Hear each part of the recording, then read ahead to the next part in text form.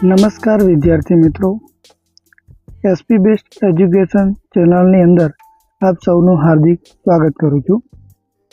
બાલ વિકાસ અને શિક્ષણશાસ્ત્ર સીટેટ પરીક્ષામાં વારંવાર પ્રશ્નો જે પૂછવામાં આવી રહ્યા છે તેમનું આપણે સોલ્યુશન કરીશું. પાર્ટ 2. પ્રશ્ન નંબર 1. ભાષાના વિકાસ માટેનો સૌથી સંવેદનશીલ સમય નીચેના પૈકી કયો છે? એ. મધ્યાવસ્થાનો સમય, બી. પ્રૌઢાવસ્થાનો સમય, સી. પ્રારંભિક બાલ્યાવસ્થા, ડી. જન્મ પહેલાનો સમય.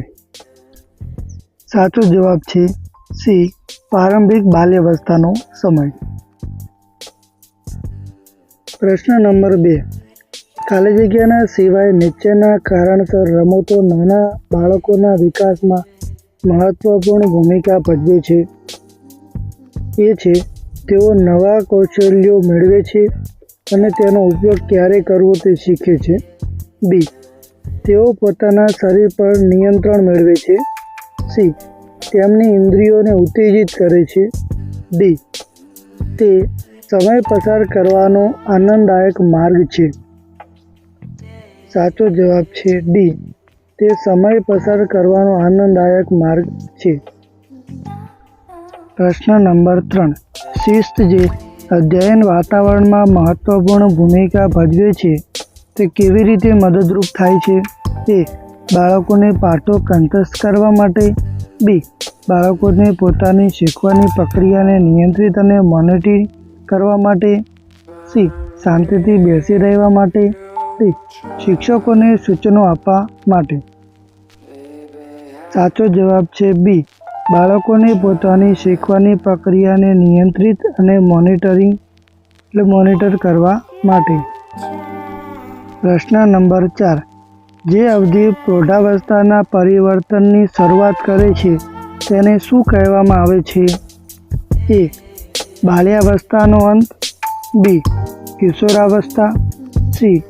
મધ્ય બાલ્યાવસ્થા, ડી. પૂર્વ ક્રિયાત્મક અવધિ. સાચો જવાબ છે બી. કિશોરાવસ્થા. પ્રશ્ન નંબર 5. રચનાત્મક દૃષ્ટિકોણ મુજબ અધ્યયન શું છે? એ. અનુભવોના પરિણામ સ્વરૂપ વર્તનમાં ફેરફાર થવાની પ્રક્રિયા, બી. સક્રિય અને સામાજિક પ્રક્રિયા, સી. નિષ્ક્રિય અને વ્યક્તિગત પ્રક્રિયા, ડી. માહિતી પ્રાપ્ત કરવાની પ્રક્રિયા. સાચો જવાબ છે બી. એક સક્રિય અને એક સામાજિક પ્રક્રિયા. પ્રશ્ન નંબર 6. નીચેના પૈકી કયા સમયગાળામાં શારીરિક વૃદ્ધિ અને વિકાસ સૌથી ઝડપથી થાય છે? એ. શૈશવાવસ્થા અને પ્રારંભિક બાલ્યાવસ્થા, બી. પ્રારંભિક બાલ્યાવસ્થા અને મધ્ય બાલ્યાવસ્થા, સી. મધ્ય બાલ્યાવસ્થા અને કિશોરાવસ્થા, ડી. કિશોરાવસ્થા અને પ્રૌઢાવસ્થા. સાચો જવાબ છે એ. શૈશવાવસ્થા અને પ્રારંભિક બાલ્યાવસ્થા. પ્રશ્ન નંબર 7. વિકાસના સંદર્ભમાં નીચેનું કયું નિવેદન સાચું છે? એ. વિકાસ ફક્ત બાલ્યાવસ્થામાં જ થાય છે, બી. વિકાસ બહુઆયામી હોય છે, સી. વિકાસની દર દરેક સંસ્કૃતિમાં સૌ માટે સમાન હોય છે, ડી. વિકાસ ફક્ત શાળામાં જ થતી શિક્ષણથી થાય છે. સાચો જવાબ છે બી. વિકાસ બહુઆયામી હોય છે.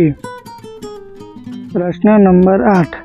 વિકાસની કઈ અવસ્થામાં બાળકો કલ્પનાશીલ રમતોમાં સક્રિય રીતે ભાગ લે છે? એ. મધ્ય બાલ્યાવસ્થા, બી. શૈશવાવસ્થા, સી. પ્રારંભિક બાલ્યાવસ્થા, ડી. કિશોરાવસ્થા. સાચો જવાબ છે સી.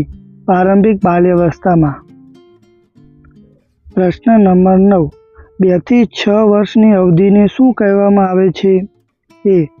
કિશોરાવસ્થા, બી. મધ્ય બાળપણ, સી. પ્રારંભિક બાળપણ અથવા પ્રારંભિક બાલ્યાવસ્થા, ડી. શૈશવાવસ્થા.